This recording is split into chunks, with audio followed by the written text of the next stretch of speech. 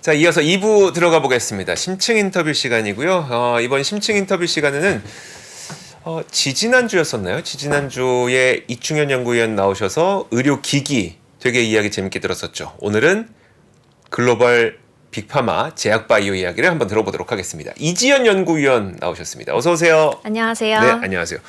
글로벌 제약바이오를 얼마나 커버하셨어요? 커버한 지는 얼마 안 됐고요. 네. 근데 같이 이제 제 위에 시니어 애널리스트와 한 2년가량 같이 보기는 했습니다. 아, 그래요? 네. 원래 제약바이오를 좀 좋아하셨어요? 원래 좋아하신 거 뭐였어요? 원래 좋아했어요. 원래 좋아했어요? 네. 그치. 방송에 딱 맞는 분이 오셨네요. 좋습니다. 네. 오늘 그 글로벌 제약바이오의 어떤 내용을 좀 얘기를 해주실 거예요? 네, 그래서 글로벌 제약바이오에 대해서 어떤 네. 이야기를 좀 하면 투자자분들께 도움이 될까 고민을 해봤는데, 최근에 좀 경기 방어주 성격의 대형 제약사에 관심을 가지시는 분들도 있고, 네. 아니면 좀 굉장히 저평가되어 있는 바이오테크들에 투자를 하고 싶은 분들도 있는 것 같은데, 그래서 지금 글로벌 제약바이오 시장이 어떤지, 그리고 또 투자 전략을 좀 어떻게 가져가면 될지에 대해서 좀 말씀을 드리도록 하겠습니다. 저는 근데 글로벌 제약바이오 시장이 네. 나빴던 적이 있나? 라는 생각을 해요. 나빴던 적이 있었어요? 어떤 주가 말고 주가 말고 업황만 봤을 때 네. 얘네는 항상 돈을 엄청 잘 벌었어요. 그렇지 않아요? 근데 이제 네. 그게 뭐 시장 환경에 따라서 이때는 성장주가 각광받는 시대야. 그럼 제약바이오는 뭐 그쪽으로 돈이 잘 안 가니까 좀 덜 가고 이런 건 있어도 제약바이오 업황이 나빴던 적이 있었나? 지금은 어떤 상태예요? 지금은 여러 가지 리스크가 존재는 하는 상황입니다. 네. 한 번도 겪어보지 않았던 그런 정책들이 글로벌 제약바이오 이제 섹터에 영향을 미치고 있는 상황인데요. 네. 그 리스크는 이제 이따가 좀 더 말씀을 드리도록 하고, 지금 먼저 현재까지 네. 바이오 기업들, 그러니까 바이오 주가가 어땠는지를 잠깐 살펴보자면, 금리가 급격하게 올라가면서 미래의 현금 흐름을 현재 가치로 환산해서 기업 가치 평가를 하는 바이오테크 기업들은 주가가 굉장히 안 좋았어요. 기업 가치가 낮아질 수밖에 없으니까요. 네. 그런데 그 M&A와 이제 R&D 데이터 모멘텀이 좀 더 생기면서 지금 또 금리도 좀 안정화되는 국면으로 보이고는 있잖아요. 네. 그렇기 때문에 약간 저점에서는 반등하는 모습을 보이고는 있습니다. 그러면 반대로 대형 제약사들은 어땠나 네네. 한번 살펴보면, 이제 다음 차트를 하나 보여드릴 텐데요. 2021년부터 빅파마들의 주가는 굉장히 견조한 모습을 보였습니다. 이제 물가 상승이 굉장히 좀 컸음에도 불구하고 의약품의 수요의 가격 탄력성은 좀 비탄력적이에요. 네네. 다른 말로 말하면 이제 아무리 의약품의 가격을 올려도 네.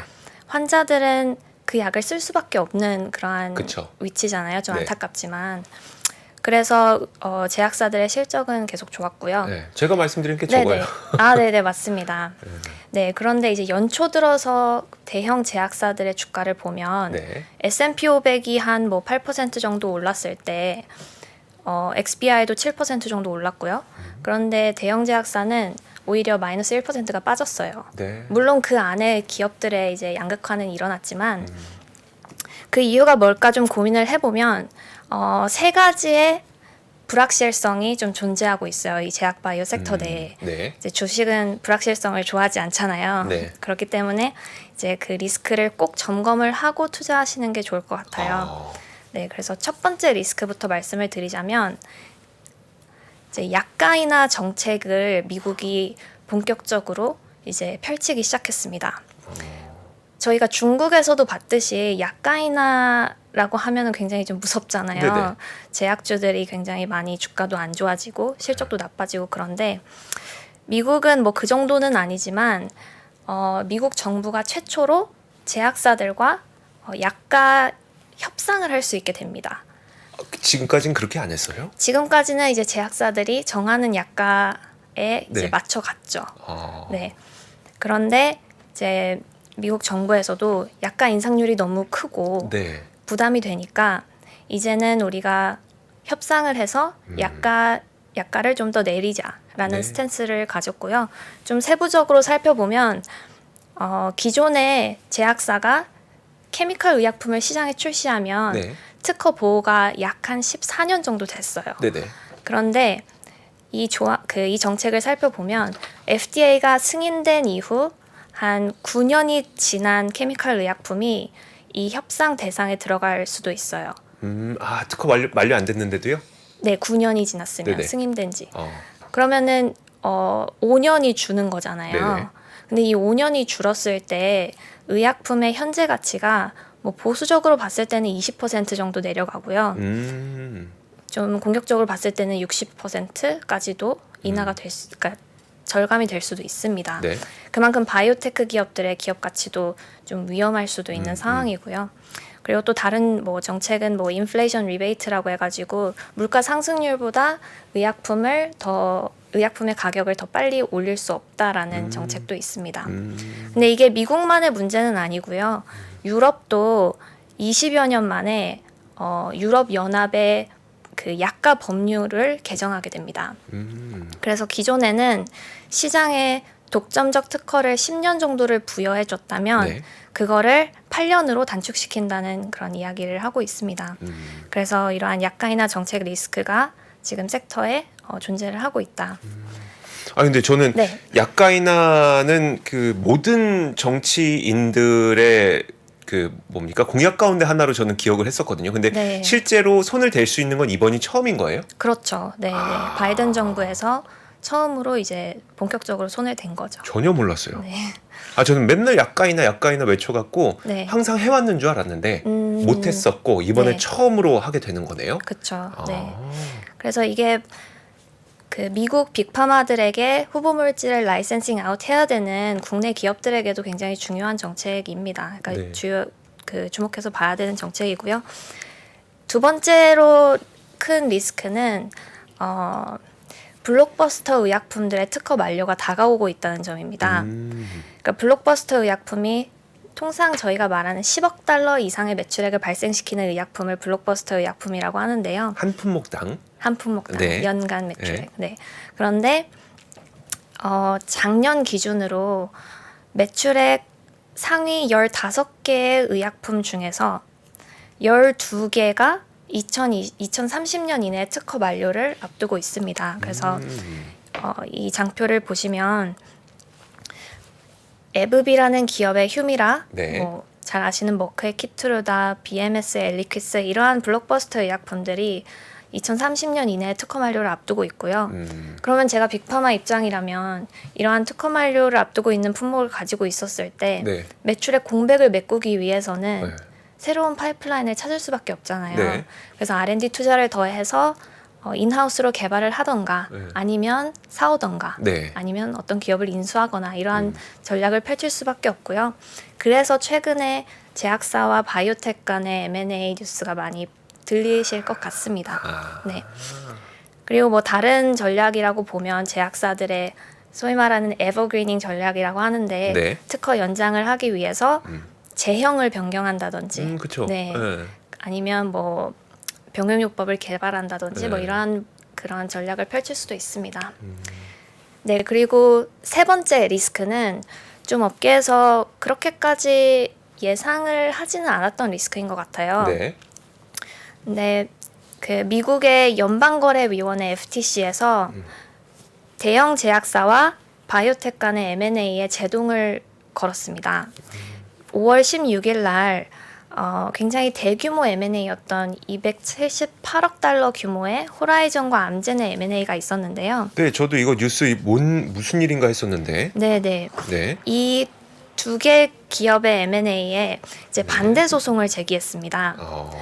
그래서 원래는 뭐 지난주에 이 인수가 완료될 것으로 예상을 했는데 9월 15일 정도로 연기가 됐고요. 다만 지금 너무 네네. 목마르신 것 같아서 네. 제가 물을 좀 갖다 드릴 건데. 아, 네, 감사합니다. 네. 원래는 암젠이 이제 호라이즌을 인수하겠다라고 해서 호라이즌 주가도 막 크게 올랐었고 이랬었잖아요. 그랬는데 FTC에서 이거 우리 소송 걸 거야라고 하면서 갑자기 주가 뚝 떨어지고 저도 이 모습을 봤었거든요. 네. 다시 한번 얘기를 해주시면요. 물 좀 드시겠어요? 아, 그럼? 네, 감사합니다. 네, 네. 너무 이렇게 말씀하시는데 지금 댓글에 커피도 갖다 주고 물 좀 갖다 주라고 아, 얘기를 하셔서. 감사합니다. 네. 네, 그래서 이 M&A가 불발될 가능성은 좀 적어요. 왜냐하면 기존의 FTC가 제동을 걸었던 인수합병들은 어떤 치료제 경쟁사를 인수를 해서 네. 그 시장을 독점할까봐 아. 제동을 걸었던 거거든요. 네. 그런데 지금 이번 케이스는 좀 다르고 그럼 이번 케이스는 어떤 케이스예요? 이번 케이스는 암젠이 호라이즌을 인수함으로써 좀 복잡할 수 있지만 PBM과 뭐 보험사들을 압박해서 우리의 의약품을 쓸 수 있도록 좀 강요를 할 수도 있다라는 가능성을 제기를 했습니다. 그런데 이 설득력이 좀 약하거든요. 그래서 시장에서는 뭐 불발될 가능성은 없지만 이게 부정적인 이유는 이것도 제동을 걸면 네. 다른 M&A도 제동을 걸지 않을까라는 그렇군요. 그런 우려가 있는 거고요. 네. 지금 뭐 바이오테크 M&A로 주가가 좀 더 반등할 수 있다라는 기대감이 있었던 바이오테크 센티멘트 개선에는 좀 부정적인 요인으로 작용할 것 같습니다. 그럼 지금까지 들어보면 네. 제약바이오 하지 마세요인데요? 네, 그 그런 건 말씀 아니고요. 하려고 오신 것 같진 않은데. 네. 아닙니다. 그래서 이러한 리스크가 작용하는 이 섹터 내에서 네. 저희가 어떤 투자 전략을 가지고 가면 좋을까를 이제 말씀을 드리겠습니다. 아, 네, 알겠습니다. 네, 투자 전략. 네. 좀 보시는 분들이 외우기 쉽게 네. 3M 전략으로 가져왔어요. 3M 전략. 네, 3M 좋아요, 전략. 좋아요. 네, 장표를 올려주시면 네. 이제 좀 성장 스토리가 확실한 제약사에 투자하는 게 좀 좋다고 생각하는데요. 첫 번째 M은 마켓의 M입니다. 네. 그래서 새롭게 열리는 시장에서 어떤 기업이 리딩하고 있느냐, 네. 그 기업에 투자하자이고요. 그 시장은 많이 들어보셨겠지만 체중 감량 신약 시장, 그러니까 네. 비만 치료제 시장이고요. 그렇죠. 네. 그리고 알츠하이머 치료제 시장입니다. 아니 지금 네. 글로벌 제약 그 바이오 산업의 가장 네. 핵심은 저 두 가지밖에 없어요? 다른 것도 있죠. 그런데 개화하는 시장이고 네네. 가장 업사이드가 많을 어. 것 같지 않나요? 직감적으로 느껴도. 그러니까 네네. 인류가 극복하지 못한 세 가지 질병. 원래는 두 가지 질병이라고 하죠. 두 가지 질병이 하나가 탈모, 두 번째가 알츠하이머. 둘 다 고민하고 있는 탈모 좀 고민하고 있는데. 없으신 것 같은데. 저도 약 먹고 있어요. 그렇구나. 오래전부터 좀 약을 먹고 있어서 그 정도 유지하고 있는 거지. 근데 네. 또 하나가 질병 같은 거, 그러니까 뭡니까? 비만도 비만? 사실 되게 하기 힘들잖아요. 근데 네. 이게 요즘에 되게 좀 핫한 것 같더라고요. 그래서 네. 이게 지금 개화되는 시장, 네. 비만과 알츠하이머 알츠하이머. 이쪽에서 한번 좀 봐야 되는 거고. 네. 그게 첫 번째 M이고. 첫 번째 M이고 두 번째는 모트의 M인데요. 해자? 이게 해자입니다. 네.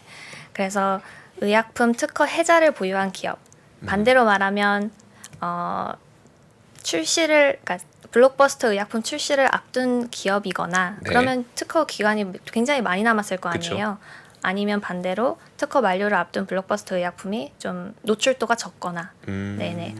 그리고 세 번째는 M&A의 M이고요. 네. 신기술을 도입하고 뭐 기업을 인수할 수 있는 여력이 되냐, 아니면 뭐 올바른 전략을 가지고 있느냐 이런 것들을 좀 검토해 볼 수 있을 것 같습니다. 그럼 네. 네. 근데 시간상 뭐 마켓밖에 커버를 못할 수도 있을 것 아니요, 같긴 저희 한데요. 조금 더 드릴 수 있어요. 네, 네, 네. 조금 더 드릴 수 있으니까 좀 네. 말씀하고 가세요. 네. 네. 그래서 우선 체중 감량 신약 시장부터 이제 보시면 3프로에서도 비만 치료제 관련 컨텐츠가 좀 올라와 있는 걸로 알아요. 네네. 그래서 거기서 이제 얘기하지 않았던 이야기를 좀 드리려고 하고요. 좋습니다. 저희 미래셋 리서치에서는 미국 내의 비만 치료제 시장 규모를 보수적으로는 한 500억 달러, 공격적으로 봤을 때는 1000억 달러로 보고 있거든요. 네. 그런데 왜 이렇게 규모가 크냐 하면 미국의 비만 환자 비율이 40%가 넘습니다. 그런데 과체중인 미국인들은 네네. 30%예요. 그러면 72% 정도의 미국 성인 그 인구가 네. 과체중이거나 비만인 거예요. 70%가? 네. 그만큼 좀 과체중인 분들이 많은 거고. 네. 그만큼 수요가 많은 나라가 미국입니다. 네, 그런데 이런 미국 시장에서 올해 초부터 본격적으로 팔리기 시작한 비만 치료제 신약이 하나 있어요. 마운자로 아니에요? 가 아니라 위고비? 위고비입니다. 위고비? 네. 지금 그러니까 딱 세 개 정도로 보면 되죠. 싹센다, 위고비, 마운자로. 네, 조금 헷갈리실 수는 있지만 네. 마운자로는 당뇨병 치료제로 허가받은 의약품이에요. 아직 그러면 허가 안 났어요? 지금. 네, 그러니까 어. 성분 이름이 터제파타이드라는 네네. 성분인데요. 그 동일한 성분을 고용량으로 해서 비만 치료제로 허가를 받으려고 하는 상황입니다. 미국에서도 아직 허가 안 났어요? 허가는 안 났지만 미국에서 오프라벨 제도라고 해서 당뇨병 치료제로는 허가받았지만 이제 의사의 재량으로 처방을 해서 그걸로 살을 뺄 수는 있습니다. 근데 그 비율이 높진 않죠. 네. 그러니까 비보험이란 얘기네. 그렇죠. 비보험으로는 마운자로 대부분이 팔고 있지만 어쨌든 지금 정식 허가받은 거는 싹센다와 위고비. 네. 그런데 이제 싹센다가 싹센다로 그 뺄 수 있는 살과 그 세마글루타이드, 그러니까 노보노디스크의 위고비로 뺄 수 있는 그 체중 감소량은 굉장히 차이가 많이 납니다. 그래서 위고비는 여기 차트를 보시면 네. 68주 동안 치료를 받았을 때 체중 감소율이 15% 정도 됐고요. 네. 싹센다는 9.2%였는데 위약군에서 보였던 체중 감소율이 한 뭐 4% 정도 되었기 때문에 네. 사실상 위약군 조정값으로 보면 5%밖에 되지 않아요. 그래서 큰 차이가 있는 그러한 혁신적인 의약품이라고 보시면 되고, 노보 노디스크를 빠르게 뒤따르고 있는 기업이 일라이릴리이고요. 네. 말씀하신 마운자로의 그 터제파타이드 성분명으로 이제 개발하고 있는 게 있는데 그게 효용성은 훨씬 높습니다. 네, 72주 투약했을 때 마이너스 21%, 100kg였다면 80kg가 된 거죠. 네. 이제 엎치락 뒤치락 하고 있지만 노보 노디스크도 가만히 있진 않아요. 네. 그래서 카그리세마라는 후속 물질을 개발하고 있는데 그 카그리세마는 노보 노디스크에서 기대하는 수치는 마이너스 25%입니다. 그런데 지금 나온 거는 지금 나온 거는 마이너스 15% 정도 되고요. 네. 근데 저것도 있잖아요. 맞는 횟수. 맞는 횟수는 그러니까 싹센다는 뭐 매일 맞아야 되고. 네, 싹센다는 매일 맞아야 되는. 위고비는 뭐 일주일에 한 번 맞아야 되고. 네, 네, 맞습니다. 그러니까 그 불편함 때문에 매일 맞는 건 너무 아픈데 맨날 주사 이렇게 아침마다 네, 맞는 네. 건 너무 아픈데 그래서 위고비가 진짜 많이 팔리고 있다고 하던데요. 네, 맞습니다. 네, 지금 미국에서 수요가 급증을 하고 있고요. 다음 장표를 좀 참고하시면 네. 이게 뉴욕 지하철역의 위고비 광고예요. 그런데 제가 봤을 땐 한국에서도 잠깐만요. 네? 처방약 아니에요? 어떤 게?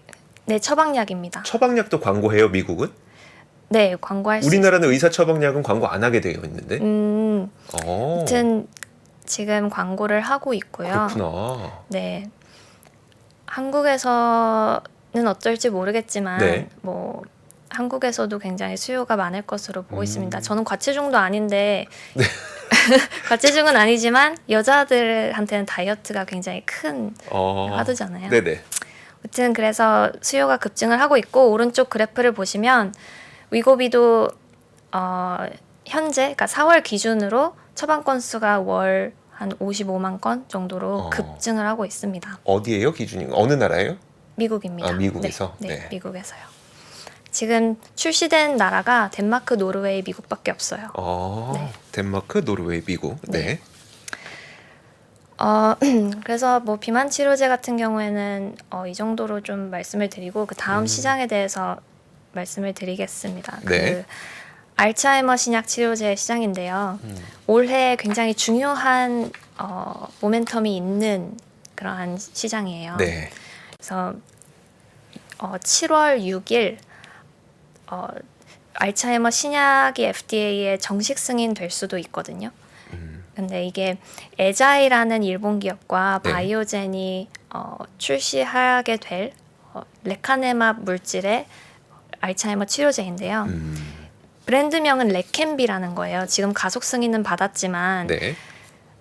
상업적으로 성공하기 위해서는 보험 적용 여부가 굉장히 중요하잖아요. 그렇죠. 네. 그런데 미국 보험청에서 정식 승인을 받았을 때 우리가 결정을 하겠다라고 코멘트를 한 상황이어서 7월 6일 이후에 만약에 보험 급여 적용도 된다면 이 알츠하이머 신약 치료제 시장이 개화될 수 있다. 본격적으로 개화될 수 있다. 이렇게 보고 있습니다. 제가 예전에 기억나는 게 그 네. 바이오젠의 아두카누맙 이거 네. 될 때 막 의사들 모여갖고 그 무슨 모임이었었죠? 그러니까 FDA의 그 사전 모임 같은 거기에서 의사들에게 물어보고 이거 뭐 승인해 줄 겁니까 말 겁니까를 미리 물어봤는데 뭐 몇 대 몇이었더라? 2대 8인가? 뭐 2대 6인가 해갖고 안 해줄 겁니다. 뭐 이런 식으로 얘기하고 결국은 승인 받긴 받았는데 네. 되게 그 불협화음도 많고 승인 받기까지 너무 오래 걸리고 막 이런 일들이 있었거든요. 네. 이거는 어때요? 이거는 말씀하신 게 아마 FDA 자문위 맞아요. 투표라고. 네, 자문위. 네. 네네네. 그것도 6월 9일 날 열려요. 아, 그런데 이번에는 좀 시장이 긍정적으로 바라보고 있는 것 같아요. 그 이유는 효용성 대비해서 안전성도 좀 괜찮다라는 점이에요. 그래서 뭐 뇌부종 부작용 같은 경우도 좀 발생률이 낮았고요. 네. 인지 저하 속도를 27% 정도 개선시켜줬거든요. 그래서 효용성 측면에서도 높다고 보고 있습니다. 그 바이오젠과 에자일을 뒤따르는 기업이 또 다시 나타나는 일라이 릴리라는 기업인데 네. 이 기업은 효용성은 더 높지만 안전성 이슈가 조금 더 있어가지고 7월 중순에 열릴 미국 알츠하이머 학회에서 이 안전성 데이터를 전체를 공개를 한다고 했는데 네네. 그때 한번 좀 봐야 될 것 같아요. 네네. 그러니까 제가 알츠하이머는 제가 뭐가 가장 걱정되냐면 된다 해놓고 안 되는 거. 왜냐하면 네. 도나네밥도 제가 기억하기로는 그게 원래 몇 년도인지 정확하게 기억이 안 나는데 뭐 몇 월에 한다 그랬는데 결국은 한 6개월인가 밀리고 막 이랬었거든요. 그러니까 결국 막 될 것 같아 해서 막 저도 샀어요. 어디였죠? 바이오젠. 네, 바이오젠. 맞아요. BIIB. 네. 저도 했었는데 결국은 굉장히 오랜 시간 동안 통과 안 되더니 제가 팔고 나니까 통과되더라고요. 어쨌든 아무튼 그런 일들이 발생하니까 이게 일정은 있는데 그게 뒤로 밀릴 가능성도 지금 좀 높은 상태예요, 좀 낮은 상태예요. 일정이 뒤로 밀릴 가능성은 좀 적은 것 같아요. 네. 도나네맙 같은 경우에는 가능성이 있기는 하거든요. 네. 왜냐하면 뭐 PDUFA라고 해서 FDA가 이때까지 승인을 하겠다라고 하는 게 아직 나온 건 아니니까요. 네. 그런데 레켄비 같은 경우에는 뭐 일정이 밀리거나 이럴 가능성은 좀 낮다고 보고 있습니다. 네네. 알겠습니다. 네. 좋아요. 계속 네. 시계 안 보셔도 돼요. 네네. 어디 가셔야 돼요? 아니요. 그런 건 아니시죠? 그런 건 시계 안 아닙니다. 보셔도 됩니다. 네네, 제가 충분히 좀 알겠습니다. 드릴 수 있으니까. 네. 자, 그러면 이제 두 번째 M까지 받고 세 번째 M이 해자를 갖고 있는 기업. 돈 버는 기업. 아직까지 마켓에 M에 있기는 했는데요. 그래요? 네네. 그래서 두 번째 M이 해자의 M이었고요. 네. 네, 그래서 특허 만료 영향이 가장 적은 기업이 어디일까를 살펴보면 방금 말씀드린 이제 신시장에서 선도하고 있는 일라이 릴리와 노보 노디스크가 있고요. 또 다른 빅파마가 어디 있냐 하면 사노피이고 또 라지캡 바이오테크라고 해서 시가총액은 좀 높고 매출액도 나오고 있는 바이오테크는 버텍스라는 기업이 있습니다. 그럼 반대로 특허 만료 노출이 큰 기업은 어디냐 하면 머크이고요. 에브비나 BMS, 아스트라제네카가 있습니다. 그래서 머크는 지금 뭐 정말 메가 블록버스터인 키트루다를 보유하고 있는 막강한 기업인데 머크가 올해도 굉장히 중요한 그런 터닝 포인트가 있을 수 있을 것 같아요. 그래서 지금 키트루다는 병원에 가서 정맥 주사로 맞아야 되는데 피하 지방 주사로 제형을 변경하려는 임상을 진행 중이에요. 그게 우리 당뇨병 아까 앞에서 네, 지방 그러니까 비만 치료제 하는 것처럼 맞습니다. 간단하게 맞을 수 있는 네, 그거 말씀하시는 맞습니다. 거죠. 네. 그래서 그 임상 데이터가 긍정적으로 나왔을 때 지금 특허 만료 노출도가 뭐 300억 달러 정도 되는데 그거의 반절 이상을 방어할 수 있을 것으로 예상을 하고 있습니다. 그래서 그 데이터를 좀 투자자분들도 주목해서 보시면 좋을 것 같고요. 네. 네, 마지막 세 번째 M&A의 M은 그래서 지금 빅파마들이 M&A를 위한 현금 여력이 충분하냐 봤을 때 장표를 보시면 답은 현금 여력은 충분하다. 그러니까 빅파마들이 M&A를 위한 돈은 굉장히 많이 가지고 있습니다. 그래서 전문 용어로는 볼트온 M&A라고 하는데 필요한 파이프라인을 사와서 자기네 파이프라인을 수혈하고 또 신규 치료제 출시를 위해서 그렇게 인수합병을 하는 걸 볼트온 M&A라고 하는데 빅파마들은 그럴 스탠스도 가지고 있고 그럴 여력도 된다 이렇게 보시면 될 것 같아요. 알겠습니다. 그러니까 우리 사실 성장주 엄청 뭐 이렇게 뜰 때 그때 바이오테크 기업들 엄청 많았었잖아요. 저희 아직도 기억나는 게 크리스퍼 테라피틱스 있었고 유명했던 게 네. 관련된 종목으로 뭐 생가모 그 이종 교배인가 뭐 이종 장기 이식인가 뭐 한다 그래갖고 그 기업도 있었고 아무튼 바이오테크 기업들이 있는데 그런 거 쳐다보지 마라. 그런 거잖아요 지금. 그런 건 아니에요. 제 네. 첫 번째 장표에서 보여드렸던 네. 것처럼 금리가 인하되는 국면에서는 그 바이오테크 그 XBI 지수 ETF 주가가 네. 역관계였잖아요. 그쵸. 그 10년 국채금 그 수익률과 그러니까 그러한 국면에서는 바이오테크 기업들의 기업 가치가 충분히 올라올 수 있는 상황이고요. 그리고 또 뭐 연말에 방금 말씀하신 크리스퍼도 네네.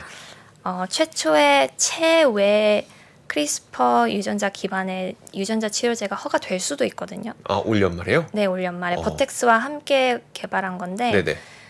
아무튼 그러한 뭐 유의미한 모멘텀들도 있고요. 바이오테크들의 신약 개발 혁신은 한 번도 멈추지는 않았습니다. 다만 이제 뭐 SVB 은행 사태도 터지고 자금 조달이 어려워지니까 돌파구로 M&A를 찾는 기업들도 많아지고 뭐 아니면은 좀 낮은 가격의 라이센싱 아웃을 네네. 한다던가 그런 것 때문에 좀 안 좋은 일들은 있었지만 네 여전히 이 섹터는 그 신약 개발 혁신이 주도하기 때문에 네, 좋은 모멘텀은 충분하다고 판단하고 있습니다. 알겠습니다. 네. 저는 이제 거기서 드릴 수 있는 질문. 너무 뻔한 질문이 이제 곧 나올 텐데 비싼 거 아니냐? 이 질문인데 네네. 특히 그 알츠하이머는 모르겠어요. 알츠하이머는 뭐 바이오젠도 사실 그렇게 비싼 축은 아닌 것 같긴 하더라고요. 근데 네.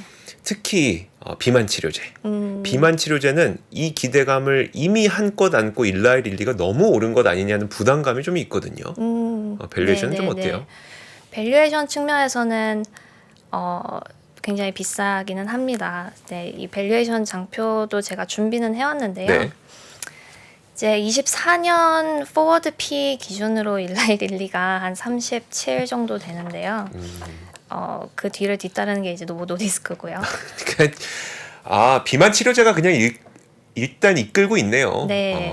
그래서 뭐 피업 평균 뭐 18배 정도를 훌쩍 넘는 수치이고 근데 이러한 쏠림 현상이 일어날 수밖에 없는 이유를 제가 앞서 리스크를 설명드릴 때 말씀드렸잖아요. 네. 그렇기 때문에 지금은 탑라인이 고성장할 수 있는 그러한 뭐 수익성이 보장된 빅파마들에게 투자자들의 관심이 갈 수밖에 없다.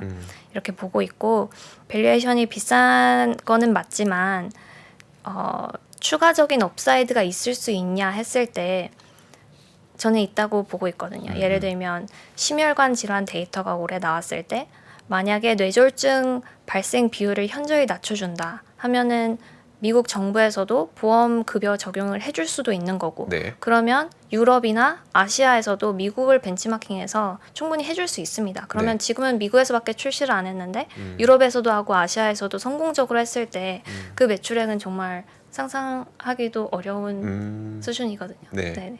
여튼 뭐 사라 팔아라 막 이런 얘기를 드리는 건 아니고 네네. 이러한 기업들에 주목해볼 필요가 있다. 아. 그리고 밸류에이션을 받는 이유는 제가 앞서 말씀드린 그러한 요인들이 있다. 이 정도로 하면 좋을 것 같습니다. 알겠습니다. 안 그래도 제가 이제 취재본부에 소속되어 있어요. 3프로 TV 취재본부에 소속돼 있다 보니까 오늘 저희가 딱 이거 녹화했거든요. 비만 치료제. 네. 압권이라는 콘텐츠를 통해서 비만 네, 치료제를 네. 녹화했는데, 그러니까 뜨겁긴 진짜 뜨거운 것 같아요. 네, 그리고 네. 이미 위고비와 삭센다로 사람들의 수요를 확인했어요. 확인하고 이제 마운자로가 나온대. 마운자로가 근데 그 위고비랑 마운자로를 비교해 보면 어떤 차이가 있는 거죠? 일단 그 몇 킬로가 더 빠지냐 이거 말고 마운자로 네. 더 많이 빠진다고 뭐 조사 나왔으니까 네. 사용하는 측면에서 덜 맞는다든지 비용이라든지. 그 위고비랑 이제 마운자로는 당뇨병 치료제니까 이제 네네. 저희가 터제파타이드라고 정확히 말하면 네네. 아니면 편의상 편의상 네, 편의상 하셔도 하면 안 돼요? 됩니다. 네네. 그런데 이제 여튼 새로운 이름이 나올 거니까 네네. 네, 허가되면 그런데 제 맞는 주기는 똑같아요.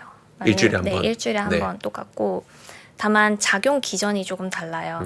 근데 작용 기전은 저희가 뭐 음식을 먹었을 때 체내에서 좀 포만감을 느끼게 하는 그런 호르몬들도 있고 인슐린을 분비를 촉진을 해서 이제 혈당을 내리는 그러한 호르몬들이 있을 거잖아요. 네.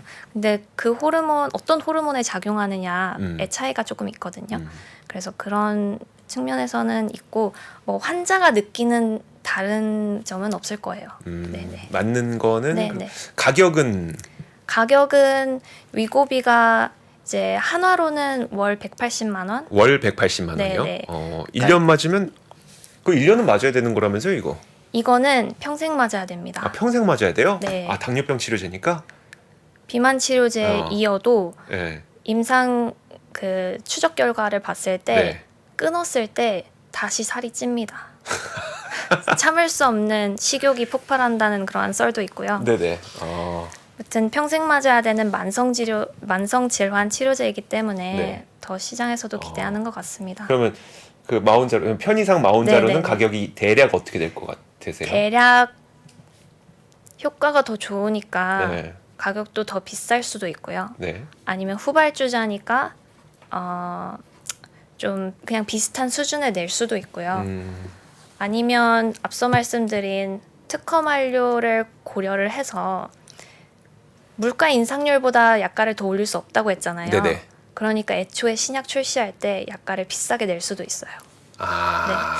뭐 여러 가지를 고민해 볼 수 있지만 그거는 이제 기업에서 정할 것 같습니다. 네.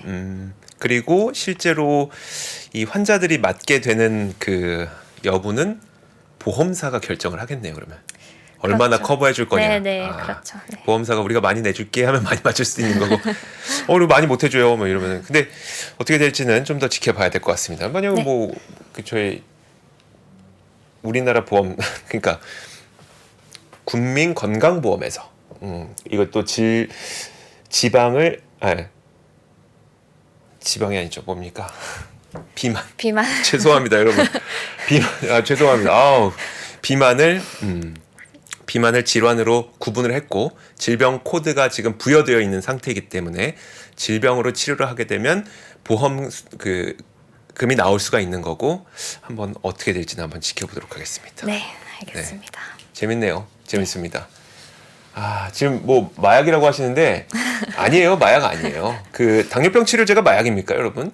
당뇨병 치료제를 약간 변환해서 이제 왜 자꾸 비만 치료제? 네. 당뇨병 치료제를 약간 변환해서 비만 치료제를 바꾼 거라서 마약은 아닙니다. 만약에 마약이면 그 당뇨병 매일매일 그 인슐린 맞으시는 분들 다 마약에 중독될게요. 그런 거 아닙니다, 여러분. 오해하시지 않으셨으면 좋겠습니다. 자, 미래셋 이지연 연구위원과 함께 이야기 나눠봤습니다. 고맙습니다. 감사합니다. 복잡하고 어렵게 느껴지는 재무제표와 용어들. 친절한 투자 멘토 사경인 마스터가 매주 새로운 콘텐츠로 알기 쉽게 설명해드립니다. 재무제표 분석과 포트폴리오 구성, 뭐 양대 재무제표라고 그러면 대차대조표랑 손익계산서가 있거든요. 매수 매도 방법, 이때 사는 게 좋겠네. 이렇게 사면 좋겠다. 근데 이렇게 살려면 뭘 해야 되냐면요. 나머지 3분의 1은 놔둬봅니다. 어디까지 가는지. 실전 투자 팁까지 알려드립니다. 오직 3프로 멤버십에서만 만나실 수 있습니다.